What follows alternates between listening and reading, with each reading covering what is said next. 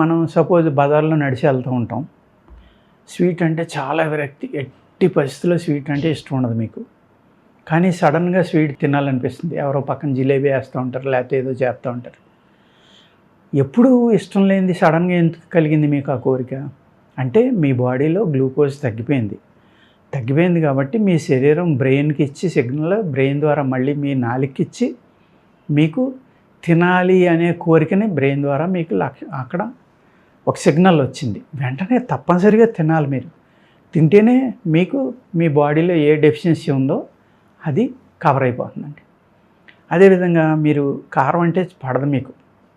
Gastric problem ఉండొచ్చు, లేకపోతే ఇష్టం లేకపోవచ్చు, లేకపోతే కడుపులో మంట ఉంది, నేను కారం అంటే నాకు విరక్తి, నేను తినను అనుకుంటారు. కానీ సడన్గా బాగా కారం తినాలనిపించింది అంటే ఏమైంది? కూల్ అయిపోతుంది మీ బాడీ. అంటే వాతం పెరిగిపోతుంది, చల్లదనం పెరిగిపోతుంది. కారం తింటే హీట్ వస్తుంది కాబట్టి మీ బాడీకి ఆ కారంలో ఉన్న లక్షణాలు ఏవైతే ఉన్నాయో ఆ నీడ్ ఉంది కాబట్టి మీకు కారం తినమని మీ బ్రెయిన్ మీకు సిగ్నల్స్ ఇస్తుందండి. అప్పుడు ఏం చేయాలి? కారం తినాలి. అదేవిధంగా ఉప్పు సడన్గా అసలు మీరు ఉప్పే వేసుకోరు, ఉప్పు అంటేనే ఇష్టం ఉండదు. సడన్గా ఉప్పుగా ఉన్నది ఏదైనా మంచి మజ్జిగలో ఉప్పు కలుపుకుని తాగాలను, లేకపోతే ఏదైనా ఫ్రూట్ జ్యూస్ తాగాలను, అందులో కొంచెం సాల్ట్ కలుపుకుని తాగాలను సడన్గా అనిపించవచ్చు. అంటే దాన్ని ఏంటి? మీ బాడీలో మినరల్ తగ్గిపోయిందనమాట.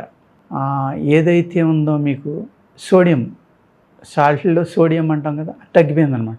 అది తగ్గిపోవడం వల్ల ఏమైంది? సడన్గా మీకు ఉప్పుడు పదార్థం ఏదైనా, ఉప్పు బాగున్నది ఏదైనా తినాలని అనిపించింది. అప్పుడు ఉప్పు వేసుకునే తినాలి. ఎందుకంటే అది మీరు కోరిక కాదు, అక్కడ మీ బాడీ నీడ్. ఆ విషయాన్ని మీరు అర్థం చేసుకుంటే మీ బాడీని ఫాలో అవుతూ ఉంటే అనేక రకాలుగా మీరు మీ బాడీయే ఒక 80-75% మీ వ్యాధుల నుంచి మిమ్మల్ని రక్షిస్తుందండి.